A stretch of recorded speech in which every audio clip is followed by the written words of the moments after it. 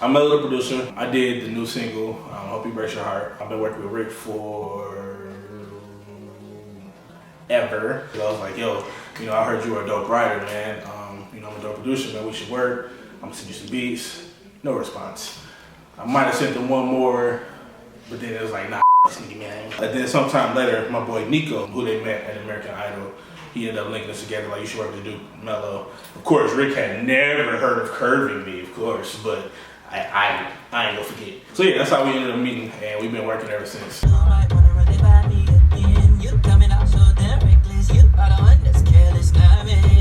So I Hope You Breaks Your Heart actually came from a Gene's place. So we was basically talking. It was this girl that I know he liked, but she had a dude. And basically we ended up chopping about that, and we ended up putting it in the song form. I really think it's dope though, because it's such a meaningful message, but it's such an upbeat pop song. So I think it really came together. I met Rick when I was 16, he was 15. We both were in band, we were on sideline. Basically on sideline. You don't have to do all those push-ups, you don't have to do all the extra work, you don't have to play when they're playing, so you get to chill. Over time I learned that he could sing. When he started singing, I was like, what is this about? You know? But over time, he started, you know, breaking out of his shell, especially like when he started going to college, because Richard, he would never sing in front of people, but he could sing very well. He was like my child almost in high school. Like, anybody would mess with him, I was like, oh, you're gonna have to deal with me. You're gonna have to deal with me up front. I even would curse this boy out I liked because of him, you know. But that was my baby, that was my baby. I loved Richard to death. And to this day, I love him to death. Shine bright like a diamond. Shine bright like a diamond. Shine bright like a diamond. Whoa, yeah. Shine bright like diamonds. Shine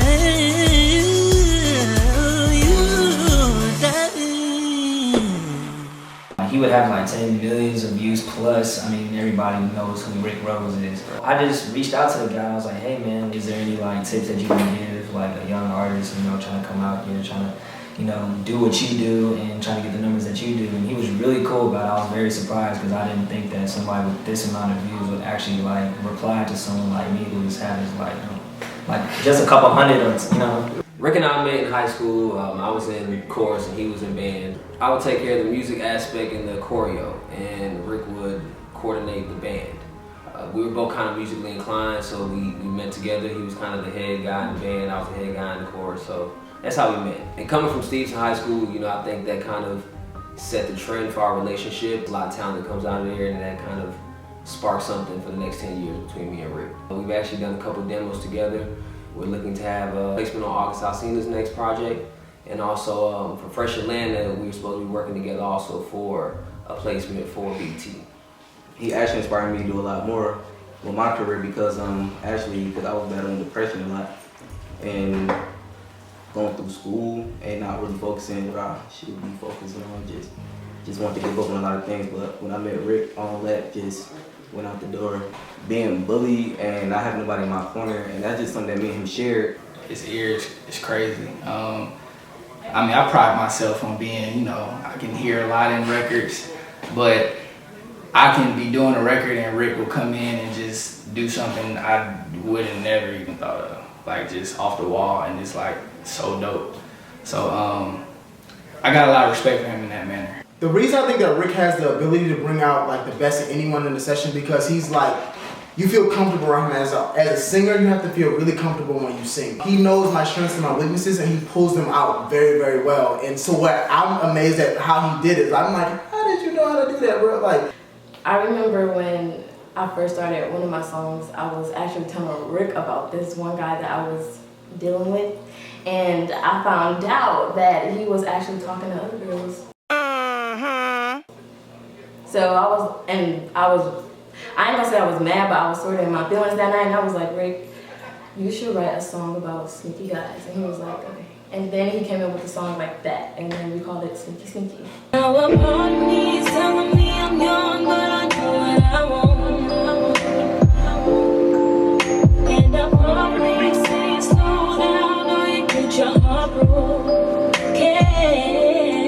Very hard financially. eventually as an artist, everybody would know, to front your own money for studio time. You know what I'm saying? I just moved here from Houston, Texas. So it's very, very hard to get all that money. And Rick was just like, you need to come here and you need to come to my studio and we need to work. Time for him to be just here. I don't have much, but this is all I really have to give you. He didn't want nothing from nobody. He don't want anything from anybody. He just wanted to see everybody do well.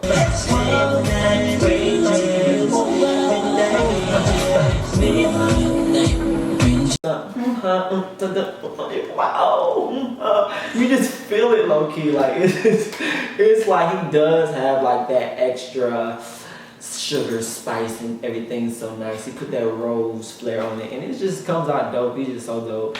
But I guess I gotta move.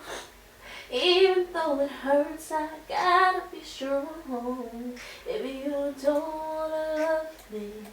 Oh, this is kind of magical. I'm gonna keep him. Like, I love him so much. We've grown so fond of each other. So it's kind of like not only an industry relationship, but a real friendship. Don't love me, don't wanna touch me.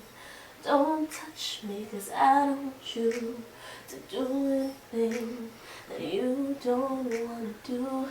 And if you don't know, don't miss me. How did you even hit? Like, I couldn't even pick those notes.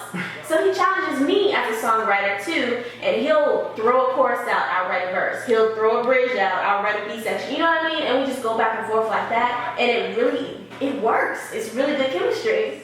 I can't even lie. He has that touch that just makes you go, that's the Rick song right there. And he has you doing all these harmonies and stuff. I was talking with my friend the other day, she records with him, he has you doing all these harmonies, and you think in the back of your head, this is gonna sound a mess. When he hits playback, what? He was like, I want to do this Beyonce Run the World video. I want you to dance in it and get some dancers, make up this choreography. So I'm like, okay, let's do it. I want you to sing Beyonce part. I want it to be like something like equal, men and women run the world. So I'm like, okay, let's do it. You do anything for me.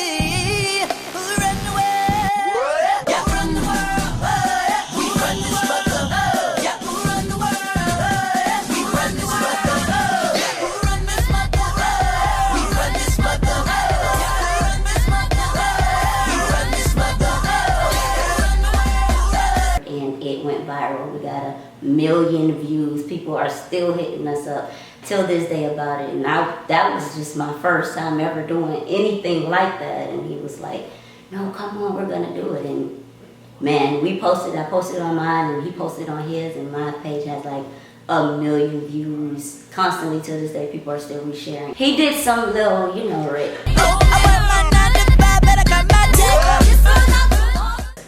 Well, the first time we actually worked together was when we were working on hooks. That was the first thing we did. And after that, the first artist that we actually worked with together would be Bejo Rodriguez. It really turned out like crazy beyond what I believed. Like when I sent him the beat, through my through the email. And that was actually a beat that I did with my boy Mills Douglas, who was something I started, and then I sent it to him. But when we got the record back, I was like, yo, this is a smash. Like we knew it from the jump. And the song actually became super successful online. It got over 1 million views right now on SoundCloud. Rick, the type of music he make is not the typical hip hop type of music. It's more pop. It's more like, but pop right now is real hot. It's real hot type of stuff. But I had to tell Rick, you gotta be patient. When you make good music, you gotta be patient with it, because good music it lasts forever. Like it literally lasts forever, for real. I met Rick musically through Instagram.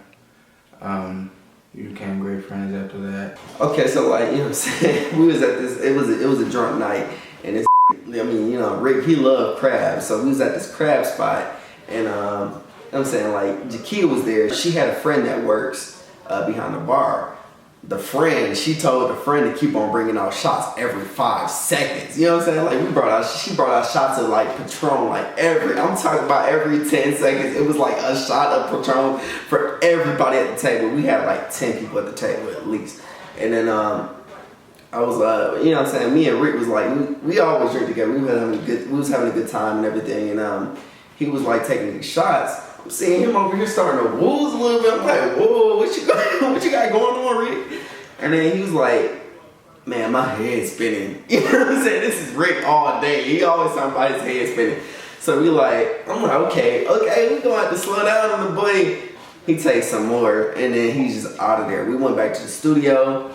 He threw up right next to the couch. I'm like, yo, this man Rick is lit. So he threw up next to the couch and everything. My man's Jackie, he had cleaned it up and everything, threw it right again, right after that. One thing I would say to Rick is just keep God first, to be honest.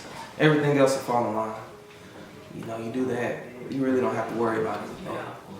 The video came out really good, so I'm actually looking forward to actually seeing a full video in production and actually put out there. I'm down for any future projects that he has to come. So, Rick, man, you seriously one of the more talented songwriters that I know.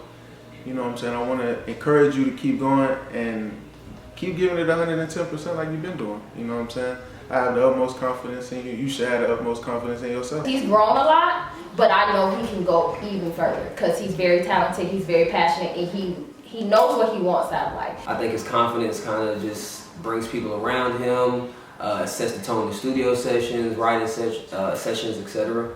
And I think as an artist, the confidence kind of just, that's the backbone, that's the foundation of artistry. Rick is gonna go far. As soon as Rick believes where he's going, like he's gonna go far. I can't wait for everybody to hear his record. Like, it's dope. Just can't wait. You know what I'm saying? The single he got going, it's gonna be super dope. He's definitely stepping out of his comfort zone, which everyone should respect. All we gotta do is stay at it, man. The time is coming. As simple as that. Like, the time is coming. We've been at this going really hard for a really long time, and we just gotta keep going really hard. Be prepared. It's about to go down.